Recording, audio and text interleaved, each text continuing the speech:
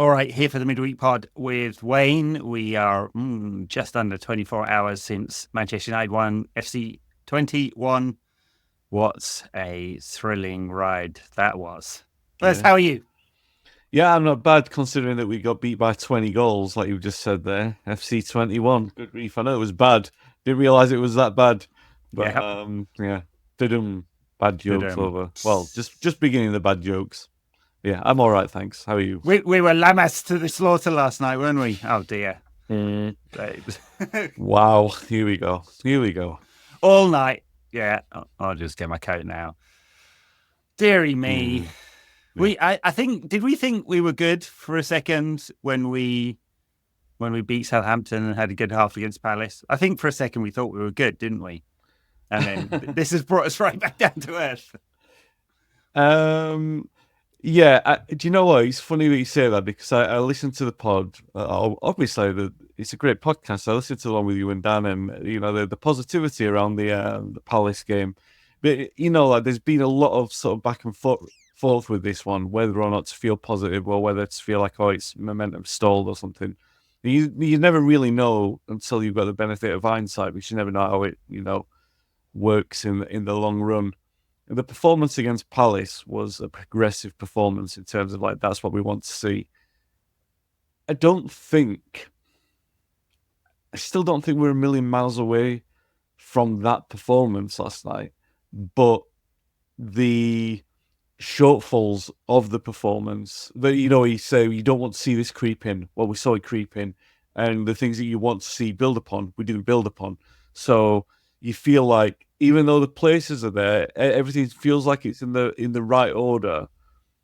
Sometimes you do take a step backwards. I'm not saying it's a terminal thing, but it's a bad sign. It's a bad sign when the only thing that's really missing from that side is a balanced left back, and now you're looking at it and saying you want to kick on, and we were at times quite open. Now we've talked about the disparity that comes from changing a couple of players, most noticeably Harry Maguire in defence, because it makes a profound change to how we defend. Should it make that big a difference? Yeah. I don't think it should. It should not. Yeah, and it's such a dichotomy of a performance when you think about it, because you've got Eriksen, who shouldn't be playing 4 games in a row, but has been the best player for those 4 games, just about. And you start to look like you're reliant on mid-30s. No, but it does start to look like, because there were points last night where you're looking at that thinking, especially early in the second half, you're thinking it's difficult to see when Eriksen's ticking over and Bruno's struggling to find a place to sort of influence the game. You're looking at thinking, does Bruno have a place in the system moving forward? And then everything sort of falls to bits, and then what you're actually looking for is that kind of chaos ball that we relied upon so often last season. And, yeah. I do think you're right to point out that United are really the only top half side whose style changes completely dependent on who's in the team. And I really think that's a systemic problem, not a player problem. There are player problems here, no doubt, right? But the fish rots from the head down, and in United's case, the fish is Erik ten Hag. And we're looking for 90 minutes of the performance against the first half performance against Palace, but stretched over 90 minutes with some goals. That's what we're looking for.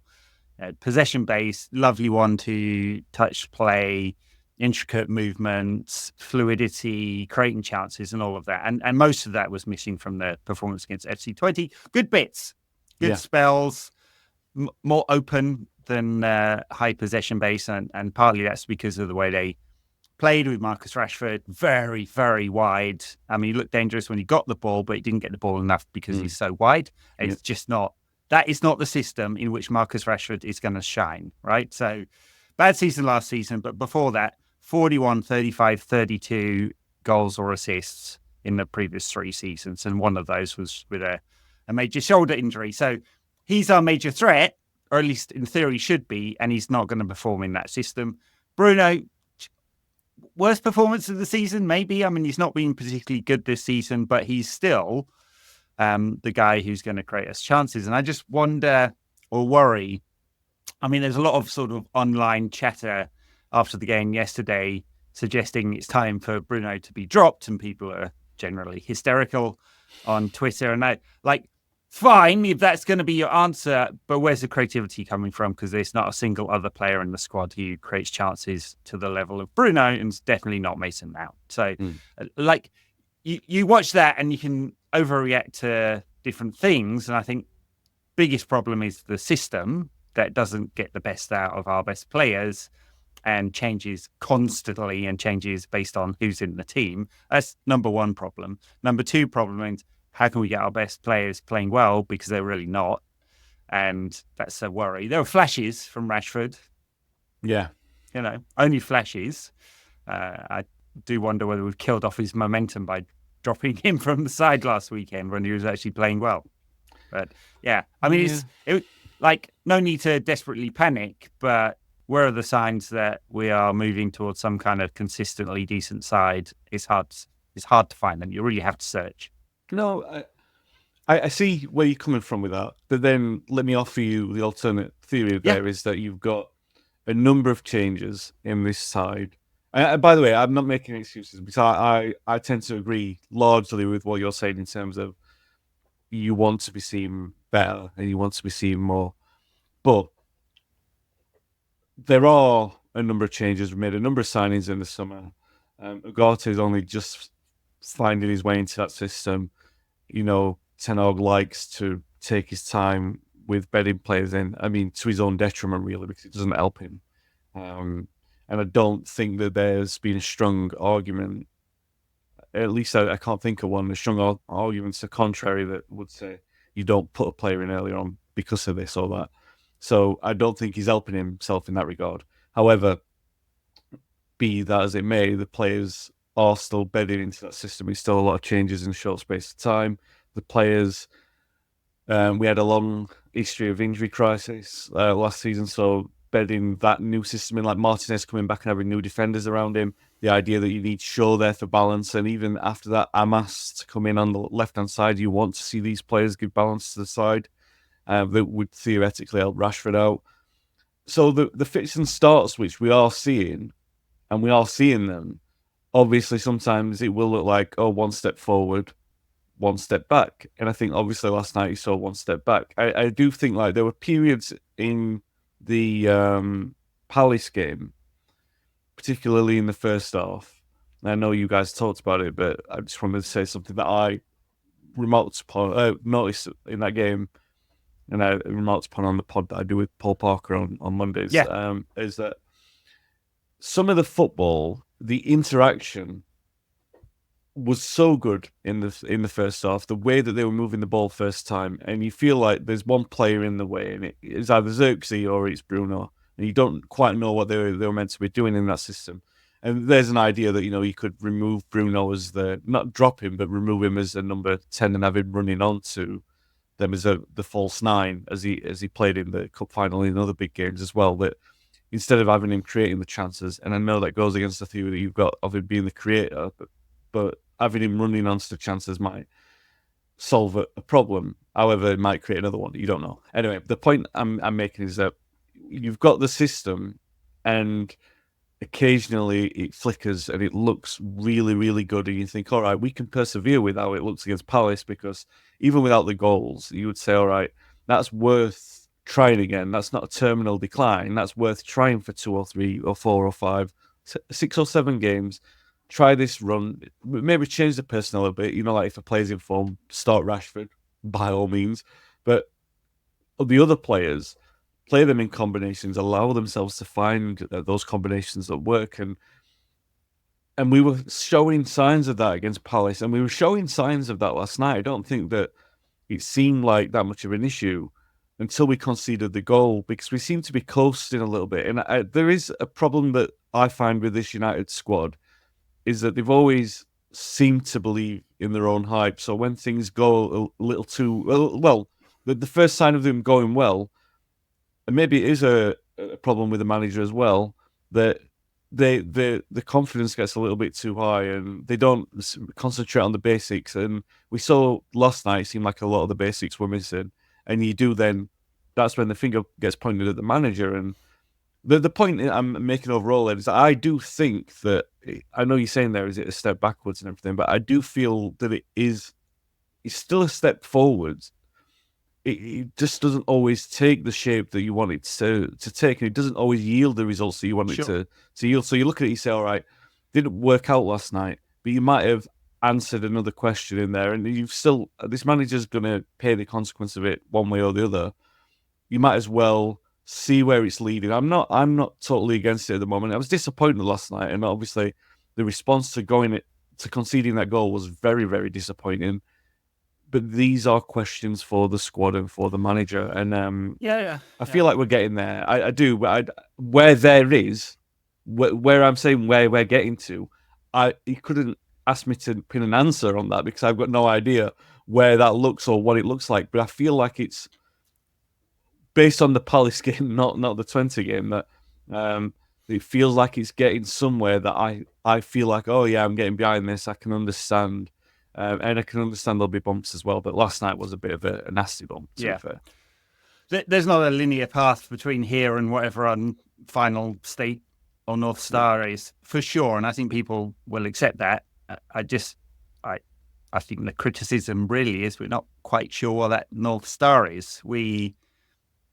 Is it the high possession, nice 1-2 touch play like we saw against Palace? Is that the final state? Because that's 45 minutes of evidence, and there's a few other pieces of evidence this season that we may be heading there. It's definitely not last season, and not really the season before either, where we were still quite vertical. So I'm not sure I'm extrapolating from 45 minutes against Paris and saying that's our North Star, that's where we're heading. So that's my major criticism. And then, sure, bumps along the road, of course. You made a point about complacency. Erik ten Hag said that after the game. He said the 20 players were fighting for everything and we can't play at 99%.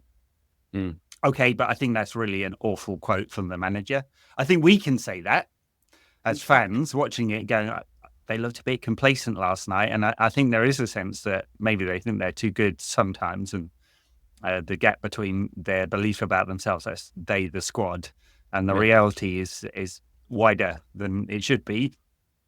And Eriksson said something as well after post-match in which he said it looked like they wanted it more. That can't be the case. And so that points to some complacency, some level of effort that was lacking. But the manager absolutely should not say that. I mean, that is the downward spiral if he starts open criticism like that. No, we've seen this film and we know how it ends. Yeah, I know where you're going, and I agree with the principle of it, but I don't think sometimes it's a bad thing for the mirror to be put up. I know what you're saying. He's kind of like the last throw of a manager who has tried everything else. The one thing I will agree with 100% is that I feel like there is too much of the absolute with Erik ten Hag, with the way that he manages the squad. Like the first time he got a reaction out of them was when we got battered against Brentford. So he brings them all in for the cross-country training or whatever it is, like you've all got to run the same. But he's all right. He's with them. So he's kind of putting himself through it as well. So he say, all right. But it's such an extreme. And he got an extreme reaction and we played well for a little while and we got some good results for a little while after that. And I always feel like that's what we need to do, right? It always needs to be a big reaction. And then eventually what you get is the result where you cannot get that reaction because it's too extreme a button to push to go nuclear all the time. And we saw that because the Liverpool game got no response from it. The game, what was the game after the Liverpool game? But we didn't really see a response. I can't remember the game after Liverpool. It might be Southampton. Was it Southampton? Which was that one? The one straight after Liverpool? Maybe. We had the international break in between, so maybe. Yeah. But even so, it wasn't like we'd go out there and play with, like the Liverpool response to the Brentford defeat. You could see the tangible difference in the way that they were playing, and that sort of old adage of like, oh, those missed yards or the difference between yards never really matters. Well, it did. Then you could see the tangible difference in that.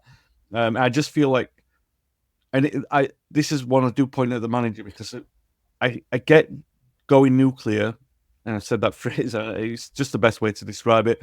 I get using that in times of desperation, and maybe it was a really good button to press, like 2 games in, to sort of say, I'm not accepting any shit. But you can't keep going to that well that many times, and I feel like we are doing, and he's got to find other ways of getting a response. Because the biggest issue for me, Ed, is apart from that, is the players not having the wherewithal. You know what I mean? To need someone to provoke that reaction from you, there should be enough pride in there. So I do like Eriksen coming out and saying it. I don't necessarily have that much of a problem with Ten Hag coming out and saying it, because he doesn't at this moment seem like that kind of like panic, but more like Ferguson did this a lot in his first few years, and I don't want to. But the mess of the scenario is similar to what Ferguson inherited. Ferguson did do this a lot, where he would go on constantly about the standards, because sooner or later that penny has to drop, and he does have to start with the manager. And I get where you're coming from, and I agree completely that he has to be the one who sets the standards and fixes that without this having to be necessary all the time. But I think that when you are trying to drive home that thing about complacency, and really what we're talking about as a level of complacency is, we didn't play poorly against Palace, but the complacency is the missed chances. We didn't lose the game last night, but we switched off and we weren't good enough to switch back on. And I think that those things where it's not cataclysmic, where we've not lost 3-0 against Bournemouth, where we've not lost 7-0 against Liverpool, but you've got to galvanise the players. You've got a G reaction to get it better in that in those shorter bursts for smaller, minute differences in games. You have to try and provoke it somewhere. Sometimes maybe it is like being hard. I agree with the general point of like, don't go too hard this early on, but he's got to try something, right? And as long as he's trying this something, whatever it is, unless it's Mourinho levels of turning what Mourinho turned his back to the crowd when Rashford missed a chance, Mourinho started calling the players virus and stuff like that. See where it goes. As long as it's not that bad, and it's not toxic, as long as it's not that bad, we will be able to tell. And I know where you're going to. You're kind of there in that same position of saying, that's a manager looking for excuses, seeing the end of the road and thinking, I've got to start feathering my own nest here and making it not look like it's my problem. I'm still looking at it, hopefully, on the other side, saying he's trying to get a reaction and not make excuses. But there is only so many times he can do that. I accept that. Yeah, of course. Okay, let's talk about some of the details of the game. It was a really beautiful goal from Christian Eriksen, no doubt. In his mind, just hit it first time, right into the top corner. Lovely strike. And I guess that was one of the 19 chances United credited last night. So that's a lot of chance creation. 5 on target, not good enough, obviously. And that's the general problem, I think. Either missing good chances or just not getting them on target at all. So that was the good. And then at the other end, Eriksen obviously not spotting the man on him and getting pickpocketed for the goal. But that came after, I forget the Twente player's name, who ran past Marcus Rashford, who attempted to make a tackle, Ugarte, who almost did make a tackle, Harry Maguire, who fell on his ass, basically, and then obviously Eriksen, he got robbed. And then Lammers has given Onana the eyes and shaped to go to the far post with a shot and knocked it into the near post. I mean, pretty much a horrendous goal all around that one. You a top team stops that in the first challenge, right? Just cynically wipes out the player. Oh yeah, Manchester City. If that was I don't know, Jack Grealish or Phil Foden in wide areas instead of Marcus Rashford, would absolutely have taken one for the team. And I'm not blaming Rashford, by the way. I'm not. I mean, he tried to make a challenge. It's just they would have cleaned him out. Yeah. For better or worse, tactical foul would have happened there, and the attack would have stopped. And United had 4 chances to do that and didn't manage to. So just a poor goal all around. I guess we can point some fingers. Yeah. It was so many players that made some kind of error to different degrees there that there's at least 5 of them you can point at. Yeah. Just not awesome. And as you say, the reaction after that Well, there wasn't one, really. There were a few subs. Did we create a chance after they scored? It was the appeal, wasn't it? But that's not really a chance. Yeah. It was disappointing. And again, I think that's another thing that does worry about Ten Hag is that, and not to harp back onto the first season, but we did talk about this before, like up until Christmas in his first season, he had this really golden knack of every decision that he made seemed to have like a tangible impact on the game. Yeah, it was really good. And ever since then, I mean, there were moments last season in the cup run where you thought, oh yeah, there's a bit of that magic back. But they were gambles. They were always gambles. And this time round, that was a gamble last night, bringing on 3 players at once. It was like, oh God. Do you know what I mean? It was kind of like, oh God, here we go. We need to bring on Kobe and Garnacho, which is like, I love seeing them come onto the pitch, but I think you're asking a lot of those players, and Højlund as well, who's still finding his way in. I mean, I felt sorry for Højlund on Saturday because you're bringing him in, asking him to win the game, basically, in that situation. And he'd already gambled with putting Rashford through the middle, and that didn't work. So he's gambling on top of the gamble, and he seemed a little bit like that again last night. It was kind of like, well, we're not going to change anything up, really. We're just going to introduce fresher legs and hope that works out. And I mean, does Ten Hag ever make a major tactical change? He does like for like. Now, the system changes because the players change, but he almost never changes the shape of the team based on what's happening in the game. I mean, there were moments last night, right? That he went 4-2-4. He moved Bruno wide, or whether or not Bruno was doing that himself. And I did think to one moment, for a couple of moments there, that was a directive from the manager, but then Bruno would drift back in. And you know what Bruno's like? He can make a system look different, but he was noticeably different for let's say 5-minute periods where he would stay wide, and you would think that the system was changing there, but never long enough for United to, especially all throughout the second half, never really felt as if they were controlling anything. I did feel a little bit for Ugarte as well, because while he's finding his feet in this midfield, I'm not criticising his passing, but I feel like I think you can.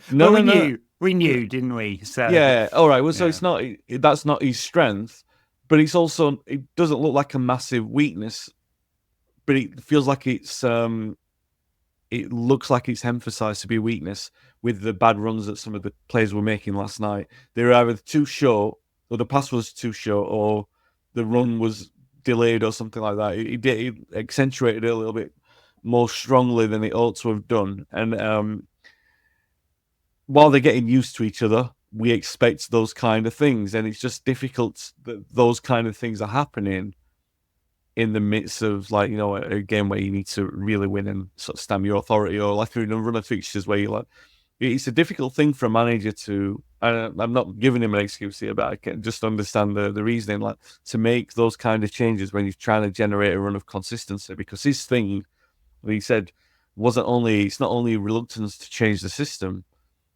In his first season, he was reluctant to change the players at all. He played 11 as much as he could. He played until the injuries dropped him out. To the point of near burnout, Yeah, so and again, it comes with pluses and minuses. You say, all right, you generate consistency with that, and we certainly did. We could see that this time round, but I feel like he takes players out and in at this moment in time for reasons that don't seem to make sense to a lot of us, like Rashford being dropped and brought back in, Eriksen being given a run of games, Ugarte being told, we're saying we're not going to see him for a couple of months, and then suddenly we're having to put him in from the start in Europe, which I think put him in from the start. But, for example, you bring him on against Palace, you bring him on for an impressive Eriksen at Palace, and he's not going to create those kind of things. It seems a bit contrary to the consistency that you're trying to build. And I wonder, that's the thing that you worry about with the decisions that the manager's taken, is that you are fairly and understandably trying to get these players minutes, but not in the rhythm of the way that the game is going, and that's not good. You really need to have your finger on the pulse better than that. I mean, a couple of tactical things that look a bit odd, don't they? With Zexin, Bruno, and Eriksen all in the same side, they basically all want to play in the same zone. So yeah, I think that's part of why Bruno drifts wide, because Zexin is coming short and Eriksen's moving to the left, and at times against Palace that really worked, right? Yeah. Where you had Ahmad, Bruno, Xerxes, Eriksson, a lot of nice touch players there. Times it worked. But again, not to labour the point, I'm not sure whether that's the final vision or not, really.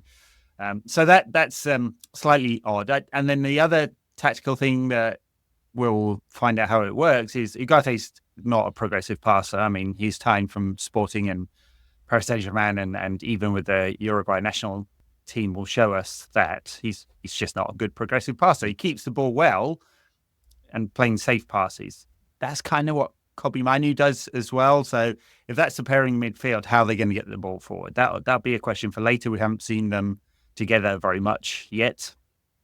And that may be against Tottenham on Saturday. Of course, we'll come on to preview that game Sunday. Sorry. It'll be an issue for United. And if those two aren't progressive passing and we're trying to play possession, it's going to be Bruno, and we need Bruno to start playing well and not to burn out as well. Because Kobbie doesn't leave smooth with the ball. And he did that really well against Palace. I thought he's been flat so far this season, Kobbie. But I thought he was really, really good against Palace, like an 8 out of 10 good. It didn't seem enough of him last night to say anything. But there was definitely like a massively upwards trajectory. They say, oh, this is Kobbie that we're familiar with. And he does, when he's on song, when he's flowing, and that's generally 99% of the time from what we've seen of him, he's a really good, confident mover with the ball. But like I said, actually passing it into channels and doing that kind of thing. I'm not saying he's terrible at that, but we don't see enough of it. And yeah, you want to see more of him if he doing that, if he's going to be, and he will be, you would presume, the person that's doing that heavy lifting alongside. Well, he's going to be the link player, number 8, but linking between Ugarte and Bruno and the wider players. In terms of United's position in the Europa League, I mean, obviously it's 1 game out of 8. The challenge is that it's Porto away and Fenerbahce away next, and they are not easy places to go, for sure. Yeah. I mean, I don't think either side's perhaps the best formation of themselves. Although Fenerbahce were very close to winning the Turkish league last year. I mean, I think they got 99 points and still didn't win the league. So, very, very, very close. Mourinho, Fred, yada, yada, and all of that. Going to be a great atmosphere. Not an easy game to go get a lot of points out of, and neither is Porto. And that could leave United on not very many points after 3 games and a bit of pressure into the final 5 games of the group, of which there's no quality at all, really. I mean, Rangers, PAOK, so on, Steaua Bucharest, and like there's just not a lot of quality. United should coast. I saw one estimate that it's like 15 points should be enough to guarantee you a space in the top 8. Great. It's also seeded the next round, so you've got to think about that as well. Yeah. Higher up the table, the better your round of 16 game. So it puts United under pressure drawing this game, in which everyone would have looked at it. FC Twente, the 5th highest ranked Dutch side in terms of the UEFA coefficient, one of the lowest ranked sides in this competition. So you'd be looking at that going, should be 3 points. Now it's not. United under a bit of pressure with the 2 games to come. Sorry. Yeah, I mean the biggest thing with this United side is that they're not emotionally reactive. You know, like PSG under Ole, any number of Fergie performances. I can't really think of any Mourinho ones, but I mean progressively over the last 10 years. I mean, traditionally you want the United side to be emotionally reactive. That they like they see this and they go, like, it's a challenge and we'll come out. You'll see blood and fire and everything like that. You won't see that from this United side. I'm not saying that that's a criticism. Maybe the clinical edge will be enough. But there's still too much of the shoot yourself in the foot thing about this team. And we saw it in Europe last season. We'll see it again. I'm not being downhearted about this, but we will see it again in the remaining European group games. It's going to happen. So buckle up, guys. You will see that. Yes, and again, not to be too binary about this, but Tottenham, Porto, Villa next 3 games. I mean, that is not an easy run of games. Nope. I know there's a lot of criticism of Tottenham this season, and it's a kind of all or nothing style. So that'll be interesting, but pressure is on, and it's always on. And because of last season, there was absolutely no credit in the bank. The cup final, wonderful moment, but I think we're all looking at like where's this team heading, and so definite pressure in the next few games. Maybe Ten Hag and maybe the team will react, but I agree with you. I don't think they, bring out a big emotional performance really under Ten Hag. All right. That's 20. We've given them a half an hour, which is probably more than that game deserved. So we give them 10 minutes more than they're a lot of 20. Yeah, that's right. Yeah. The end of the terrible jokes. One hope. A couple of things to talk about before we get on to Tottenham. Ole gave an interview in which he said, "Would I return to United if I was asked? I don't like to talk about other managers, but yes, I would." Are you Ole in? Okay, so what is the context in this? Did he say, "Would I return," or did someone say to him, "Would you return?" Yes, he was asked the question. So he would have said, "I wouldn't." Of course, well, he would have said, "I don't like to talk about other managers."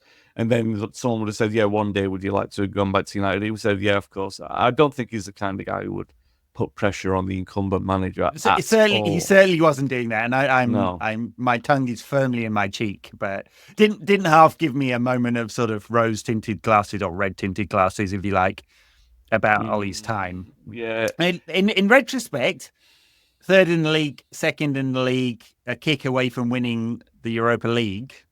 In retrospect, that looks quite good compared to the ups and downs that we're facing at the moment. Well, yeah, but he interesting phrase that he used earlier on, is credit in the bank, because we were talking on this podcast, and I think Bournemouth 3-0. Sorry to reference it for the second time in a podcast, but I think that was the point where we said, all right, he's out of credit in the bank from the Carling Cup, from the Carabao Cup win in February, right? And we'd lost 7-0 to Liverpool in the game after that. So it's interesting now that we say, well, we won the FA Cup in May, the FA Cup against City, which is a bigger task than winning the Carabao Cup. And obviously we had qualified for the Champions League as well. But now we're already saying he really doesn't have the credit in the bank. He needs to pick it up. And I do agree. I agree with what you're saying. It's just interesting the different context in that. Yeah. I don't think cups are for fans. Cups are for fans. They're fantastic moments, and we will celebrate Marcus Rashford's 60-yard ball and the cutback and Colby finishing forever. Oh yeah, right. So fantastic moment for us, but I don't think it is a reference point for the progression and the quality of the team. Ten Hag makes it a reference point. Ole, and maybe they're both saving their own skin. Ole, of course, famous quote when he said, "Cups don't mean anything. You look at the league position." So, I mean, look, I'm prodding here just because I can. And he came out with the quote and did the interview, and you do not need to prod at me with any great force to get me all nostalgic and teary-eyed about Ole. I'll do a recreation of his MUTV interview. I'll bawl like a blubber ball about Ole. I love him to bits. Yeah. And anyone, I don't think that even if you were wanting him sacked for 6 months or for a couple of years, hopefully, I don't think his status as a club legend has been diminished by anyone or in the eyes of anyone. I will, to be nostalgic about it, I mean, that last few months, I've always maintained that although we've been at odds about the Ronaldo signing, I always excitedly, I will say, I was glad they came back, and glad I got to watch him. Glad my nephew got to watch him. He brought those records in the United shirt, and if he was going anywhere, blah, blah, blah, blah, blah. I did say at the time, and I do maintain now, that if you had 25 million to spend on the wages and the total package, then we were desperately needing a midfielder. And that was not on Ole, that was on the ownership. They pulled that back. And they didn't find that money for a defensive midfielder. And that's what undermined that start to the season. And obviously the reliance on Ronaldo there, because we had a decent flowing front line at the time. The rest of it, earlier I'm talking about emotionally reactive football. That was Ole. And God, yeah. Yeah. And there is something quintessential Manchester United about that. And you can't, all right, you don't have the trophies. If you don't have the trophies, what else are you looking for? You are looking for identity that you are familiar with. And we had that. And I know this is nostalgic and it is rose-tinted glasses. I defy anyone to look at that period of time.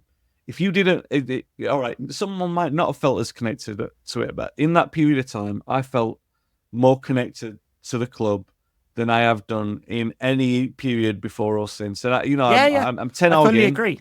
10 hour Fully game, agree. support the trophies, see the progress in a way that people don't. And I may be wrong with that. I'm always the manager in anyway. But now looking back, I do, it is nostalgic and it is rose-tinted glasses. But God, there were some good moments under Ole. There were, weren't there? We played some good football. We played some good football as well. Played some good football, lots of big victories, 28 games without defeat on the road, all those comebacks. And you know what Ole wouldn't have done, perhaps to a fault, is with 20 minutes to go in a game against absolute dross at home, send on Garnacho, one of your best attackers, and tell him to, with the instructions, defend. Wouldn't have done that. And I'm sorry to be really reductive and channeling social media presence into a podcast where we actually have time to be a bit more in depth. But yeah, you see that kind of thing, you wonder whether Ten Hag gets it. And I know that's an awful cliche and not great analysis, but All right, the other thing to mention, and it's just kind of breaking now, so we don't have all the colour and the depth about it, but Manchester City have had some kind of partial minor victory in their arbitration case against the Premier League to do with, this is not the 115 charges or 130 charges. Yeah. This is the associated party transactions rules, which were strengthened after Newcastle were bought a couple of years ago, to say that they would have two things. One, anyone that's deemed to be an associated party, that the value of any sponsorship contract has to be assessed by an independent third party. And alongside it goes a database of all the sponsorships throughout the league to try and create some benchmarks. And it looks like, although the judgment has not been published and may never be published because of the Premier League's collective secrecy of rules around this, it looks like City may have won some kind of victory around the database, but not around the assessment by a third party. I don't know what that means yet, exactly, but just thought I'd mention it and get your reaction. Yeah, thanks. Here's some information. So by the way, now react. I only saw one tweet about this before I came on. I was waiting for that. Is it Mike Keegan at the Daily Mail, wasn't he, who's run the story? Yeah, well, there's a few. Ziegler did a reasonably in-depth piece in the Times in which he basically suggested City had won, but only about this database thing, or the data bank, I think they call it. And Tarek Panja was tweeting about it. So from the New York Times / Athletic to say, it looks like they've actually lost the main body of this, but it may well be the judgment has not fully come out yet. Right. Okay. So I only saw Mike's tweet about it and the Mail running it.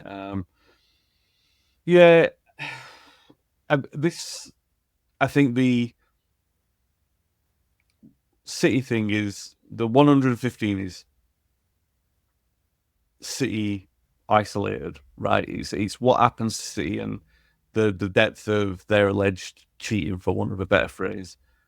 This other charge is, I think, is arguably more not serious, but has more of an impact on the game widespread in terms of what kind of can't happen. And it's a concern because, first of all, you do need transparency. So that we'll get transparency either through published accounts of what's happened or through the events of the future. Really, they'll tell us whether or not they'll have to get away with this kind of nonsense. It will be catastrophic for the game, and actually be careful in the breadth in which I sort of say this. because I do mean the game. I mean the game. We see the diminishment of the European game. Some clubs have survived it, like Real Madrid can survive it, but they'll always be an outlier because they're Real Madrid. Barcelona haven't survived it. The Italian league hasn't survived it. This kind of thing will be catastrophic for the game, and there's no way back from a decision like this until the clubs themselves form some kind of secondary mutiny or breakaway from it, because there'll eventually be a resistance. There'll eventually be a point where Manchester City as a club are a different entity to Manchester United, Liverpool, Arsenal, and Chelsea, Spurs, Everton. They're the next echelon of club. But what I mean is English football couldn't survive without Manchester United, Liverpool, and Arsenal, because they're the big hitters.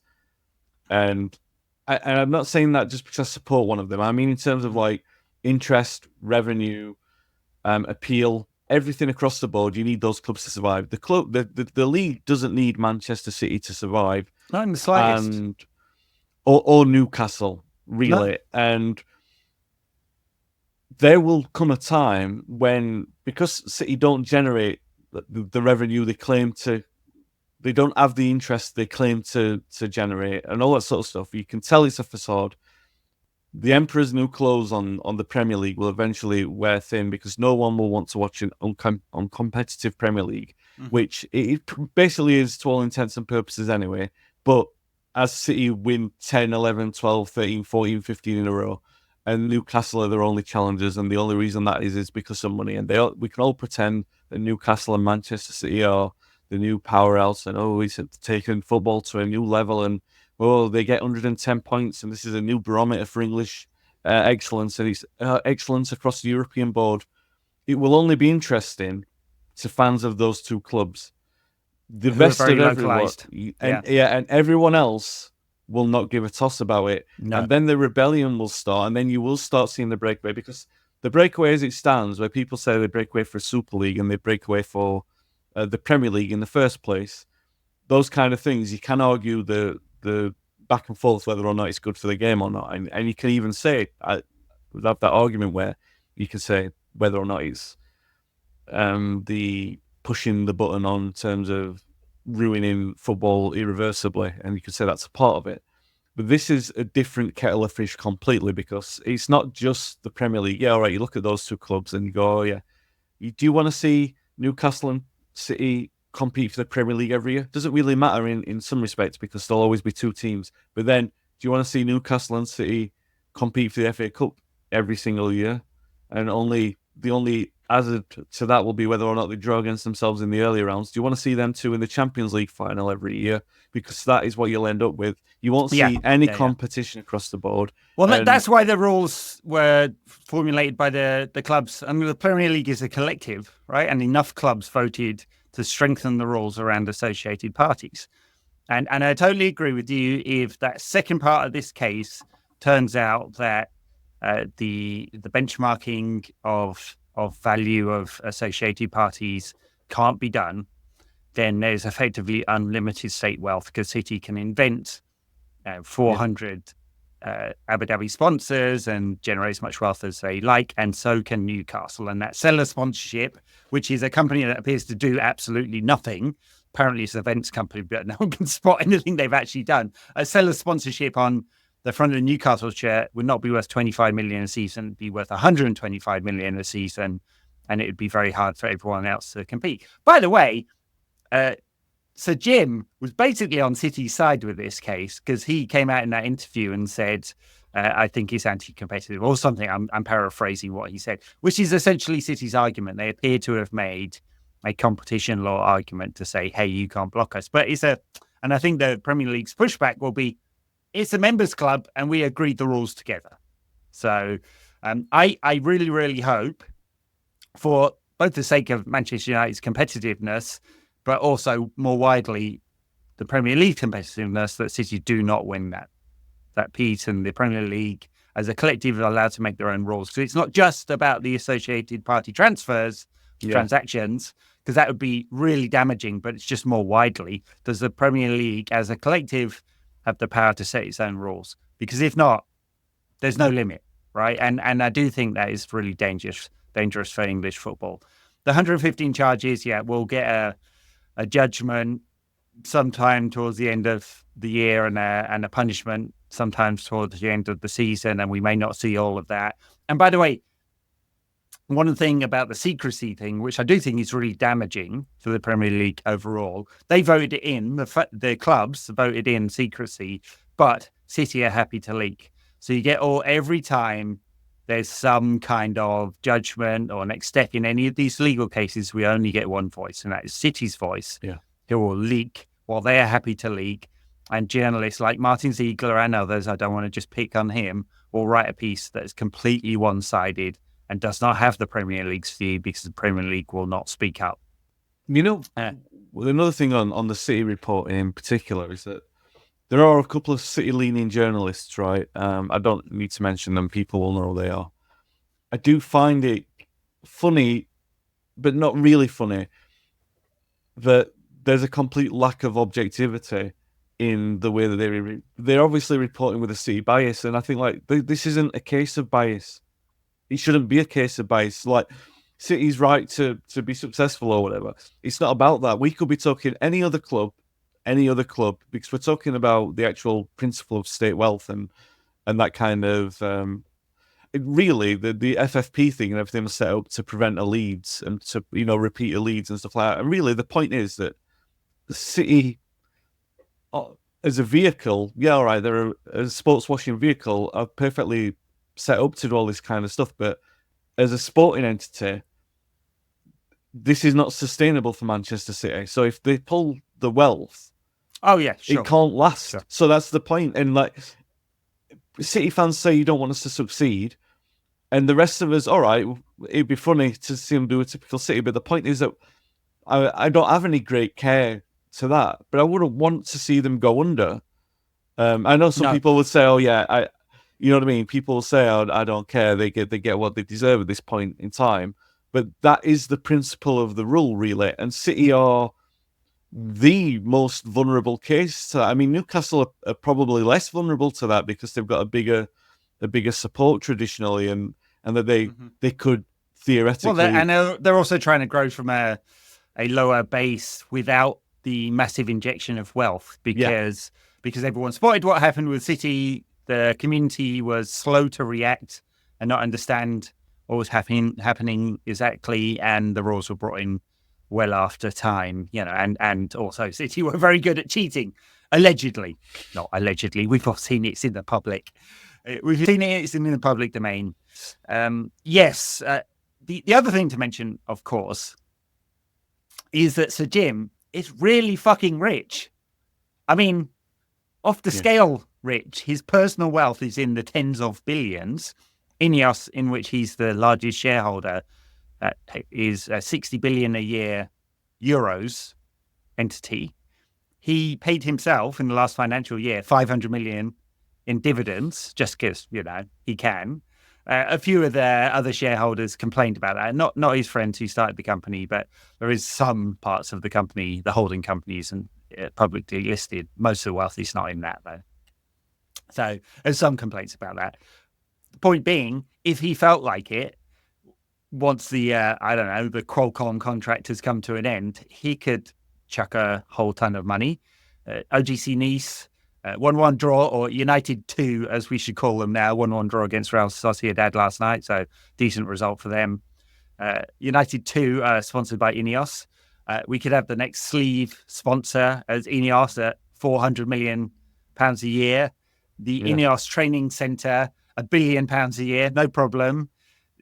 The petrochemical sector sponsor, £500 million a year. Ineos, you get where I'm going with this, right? If he wanted to, because he's really fucking rich, he could do it. Now, I do think there are I'm not saying I think that's good.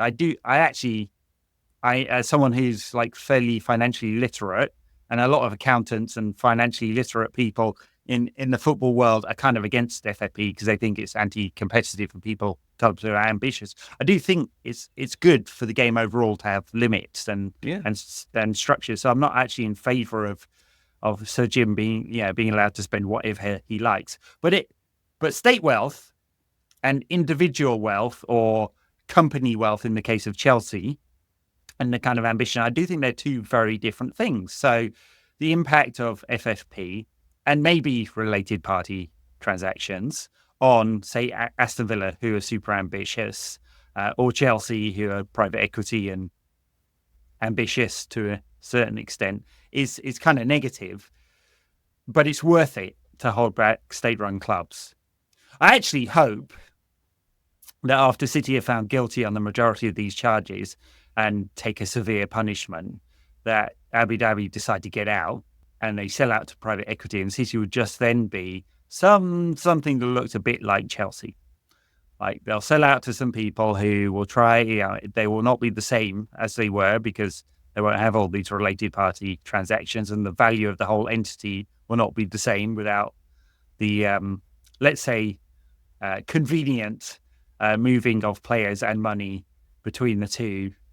I was going to say two parties, 13 parties in the City group. So it's a very dangerous time for football overall, both the City fraud case and what that might mean, but particularly related party transactions. So I hope that the rules are sustainable. If they're not, I think Sir Jim has indicated he'd like to get out his really fat wallet and start spending. Yeah, ask yourselves whether you want that, other fans. Yeah, no, I'm with you. I was going to say, I'll say it anyway, that I'd quite happily take, if you remove state wealth from the game, I'd quite happily take 20 years of not seeing United win anything. In a competitive environment. I mean, like, I wouldn't be happy to see it, but if you said that United for the next 20 years win nothing because competitively they weren't good enough, and that United wasted all the money like you could say that they have done for the last 10 years, then fair enough, because A, it's their own wealth, and B, their own stupidity. Do you know? And if that's the way that it goes on, then fair enough. We've only got ourselves to blame with that. I'd rather see that than the scenario I've just described to you, because it's not just English football, it's every other team, every other nation. European football will be ruined, and then you'll see the Super League, and you'll see a scenario where other teams don't want to compete against City and they don't want to compete against Newcastle. They'll take that upon themselves. There'll be a mutiny in that respect because they won't want to compete with them. And what's the point at that point anyway? Because if they're just competing against each other, leave them to that. Have them like do a King's Cup or something, play against each other, and let the rest of the team. No, seriously, that's awesome. They can play each other 20 times a season and just leave the rest of us to real football. Well, yeah, they're awesome. So popular, they're so successful. Everyone else is so jealous that it should be only those two elite clubs who are better than everyone else that they get to play against each other all the time.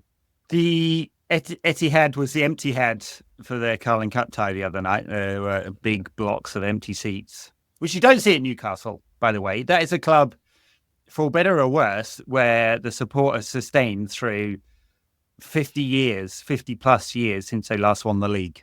You see a lot of bare-shirted men, bare-chested men, I should say. Bare-chested with their one-packs hanging out. But what a pack. What a pack. Of in the winter, I'm not gonna. Yeah, you're not gonna question the ferocity of that fan base, even for a wee club in the northeast, as Fergie wants. No, they're the perfect fan base to get weaponized, and they have very much been. Yeah. All right, let's move on from this nonsense. We've got to preview the Tottenham game. So Spurs at Old Trafford. I mean, it's one of the great games of English football. I just think the nature of we overegg the discussion about identity sometimes, but the identity of these two clubs is to play attractive attacking football, and that's what the fan bases of each club wants. Yes. And that makes for a very attractive fixture, but it also makes for an attractive fixture because there's a kind of stylistic clash here. Yeah. We keep talking about Ten Hag having not really instilled an identity over 2 years into his time at United. But Ange very much has, and he will, big Ange, Postecoglou, and he will not move away from it, whether he's got the players to play the system or not. Yeah. And they are the team, I mean, they're a team of extremes. They're the team that creates the most high turnovers.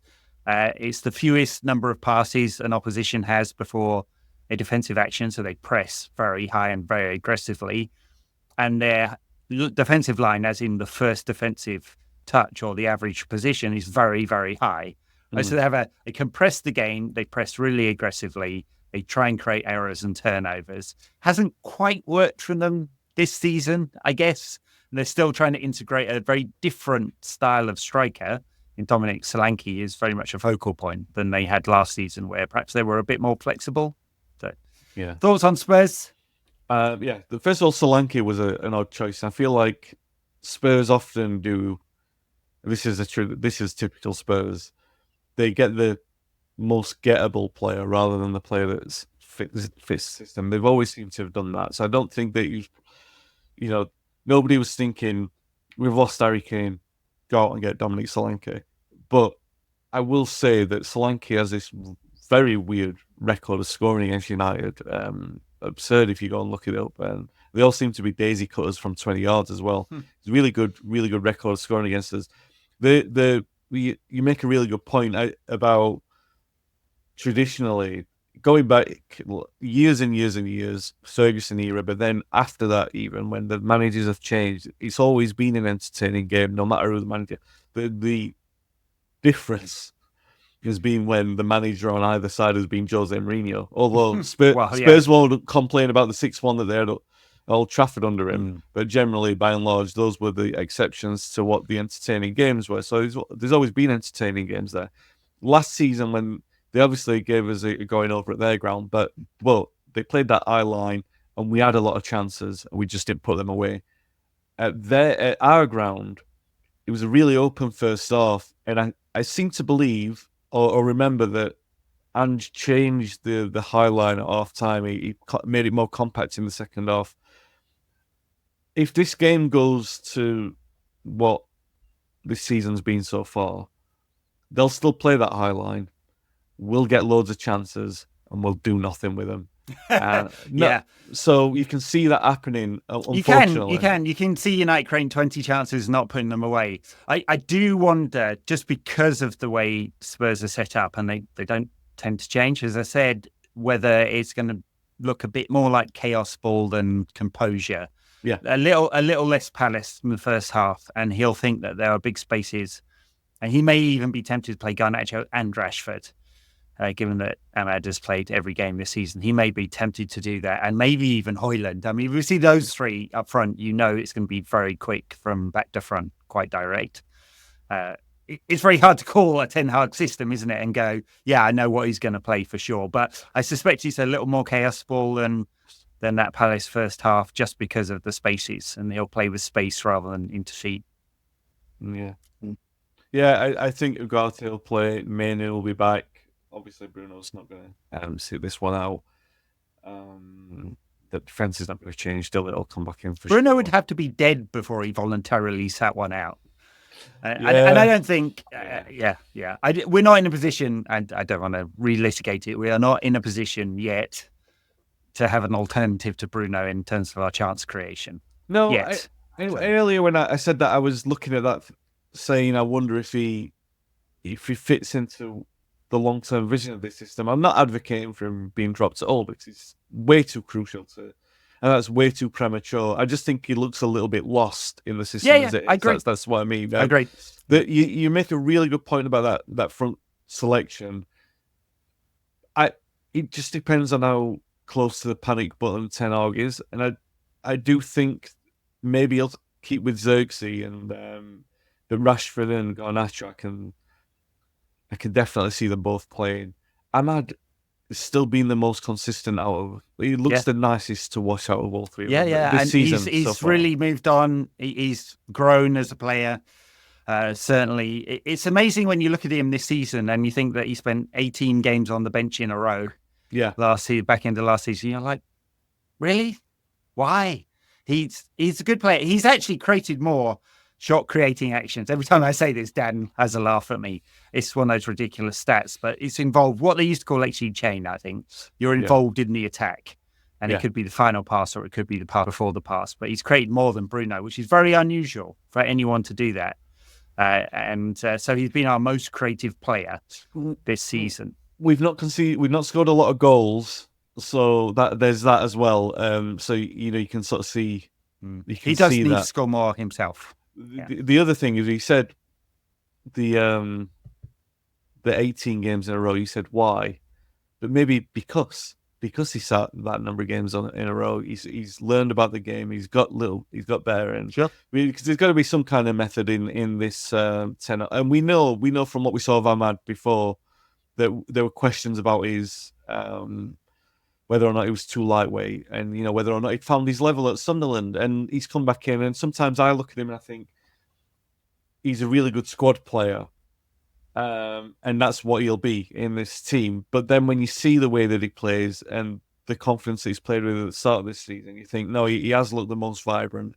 The ball sticks to him, which is really important.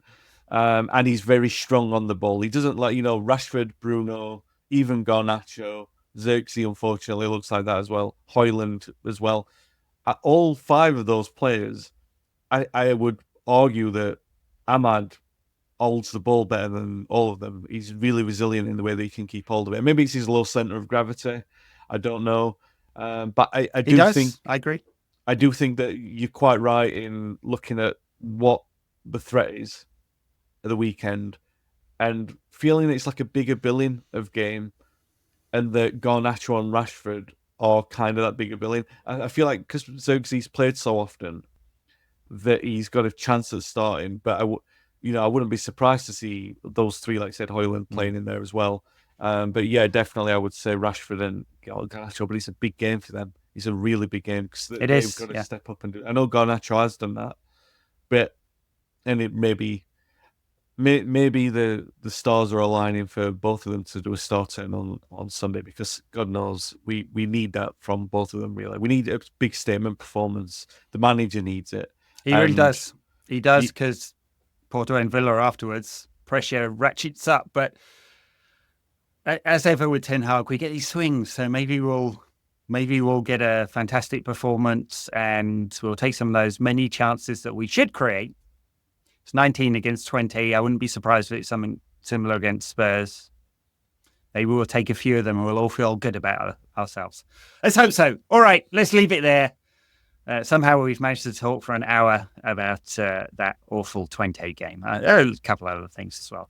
Thanks, everyone, for listening or watching. If you're on YouTube, you can go to YouTube and check out our beautiful faces there. If you're on the audio, we're across all audio apps. If you're on YouTube, and we're on Patreon for the backers content, we do one backers show and one tactics show each week for our backers, or on Apple Podcast subscriptions as well. Thanks a lot, everyone.